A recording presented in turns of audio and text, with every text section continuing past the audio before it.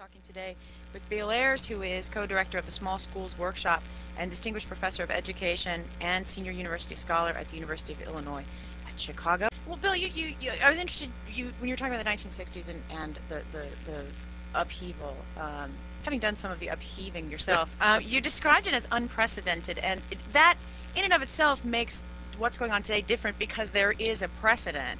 And I'm wondering what is the relationship between what's going on now and what went on there? Well, I actually think that again, when I said unprecedented, I think it was unprecedented, unique, and singular. But I think what's going on today is singular also, has a certain kind of homegrown, spontaneous aspect. For example, I mean, let's look at the content of what the kids are doing today. You raised the question of sweatshops. The kids are looking at an issue of workers' rights. They're looking at an issue that connects their privileged experience at the University of Wisconsin or the University of Michigan with somebody who is really being oppressed, and they see a concrete relationship, and they see that as something that's unacceptable.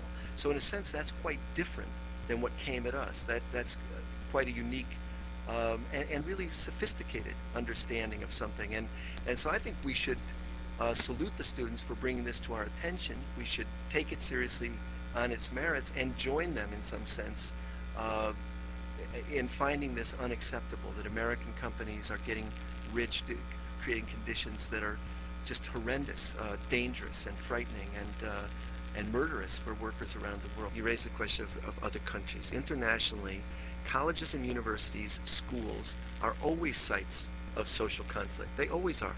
Why? Because school opens up the possibility, it raises the question of how we want to live, what kind of a society do we want to have. It raises basic questions about access, fairness, and so on, and it's a public space. So young people gather there and ask the question, what do we want to become as a society? And so not just in the United States, but in China and Russia and South Africa, the schools are a site of political conflict and always have been.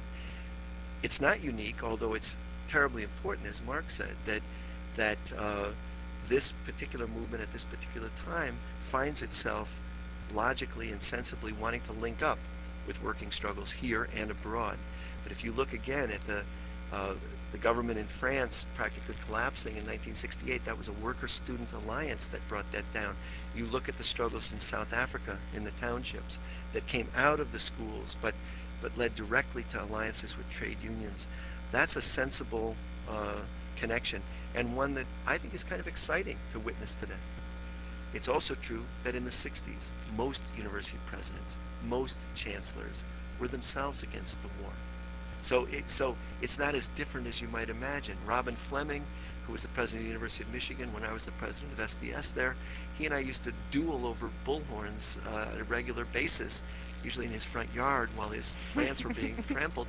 But that dueling was not about whether the war was a good thing or a bad thing. When Johnson resigned, Fleming came out to a big rally and said, "We've won, so let's get on with the business of education."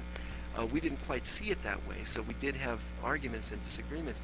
But my point is that it both can be true. On the one hand, the chancellor who's having his office occupied can say, gee, I want to get rid of this too. And on the other hand, he is running a relatively large business, and he's got to pay attention to his board of trustees at the same time. And I think one of the great things, again, about getting out of whatever small enclave you grow up in and going to university is finding a widening world. And if that world widens beyond the borders of the United States, I mean, you've traveled abroad. Anyone who's gone abroad looks back at the United States with kind of amazement and horror that the rest of the world doesn't see it the way we were raised to see it. So this is a good experience, and young people in a particularly unique moment of their lives where they can ask themselves, how do I live a life that doesn't make a mockery of my values?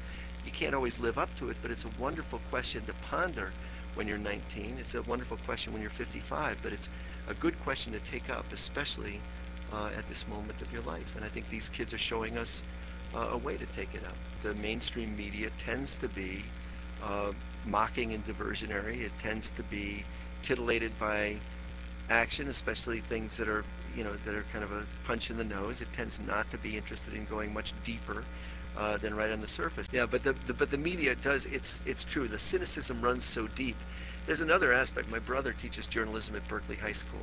He finds himself again and again in these situations where his students uncover real news. They uncovered a importing of Indian immigrants illegally and indenturing them to work, and they published it in the Berkeley newspaper, and then the media got a hold of it and went crazy. But what they went crazy on wasn't the issue. It was these two Nancy Drew reporters. So there's a way in which you can't win. What he teaches his students is that they should care about content first, do the work, and then and that the mainstream media, besides being cynical, is notoriously lazy.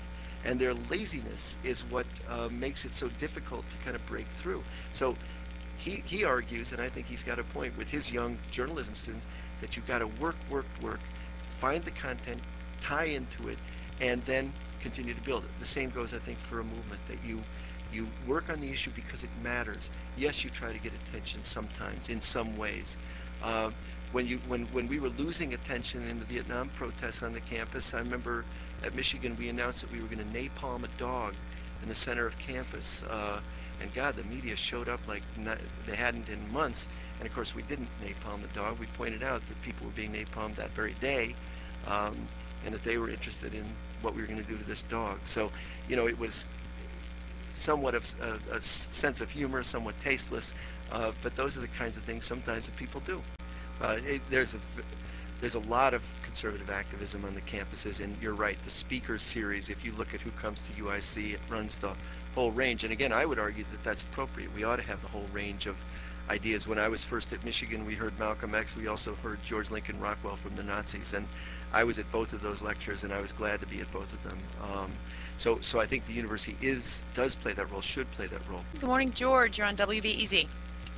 Yes, I've been interested in the comments, and I haven't heard the whole program. Perhaps this question has been asked and answered. But I wanted to ask your participants as to their beliefs on the limits of tactics that might be used either to gain, we've talked about media attention, but we really haven't talked about civil disobedience. And I would hope that the participants would not in any way be condoning illegal activities such as, I mean, I grew up during the 60s. There was a lot of sound expression of free speech and assembly, and but when we got to the point of blowing up buildings at the University of Wisconsin, and in fact people dying and infringing on the rights of others, I think that there have to be some limits that are acceptable. Bill Ayers. Well, I think it's a complicated question, and it would take a long time to get fully into it, and it would somewhat depend on whether we were talking as kind of allies around an issue or whether we're talking as journalists or distant observers. But I think that the whole history of the last century is a history where the really positive and progressive changes came from dissidents who came from the margins, who engaged themselves in civil disobedience against unjust laws or against issues that were so powerfully important that they soon won over the majority of the American people. But initially, it took the jolt of people willing to risk their lives, their livelihoods, their freedom, in order to bring attention to something that was so wrong that it really needed a bright light shined on it. Protest never comes from the center. It always comes from the margin.